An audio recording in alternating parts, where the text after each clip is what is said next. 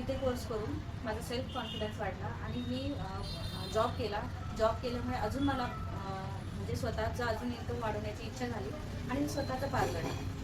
parlour टाकल्यानंतर माझा income त्या दुपटीने वाढला आणि मला सपोर्ट करणारी ओम ग्रामणे संस्था आणि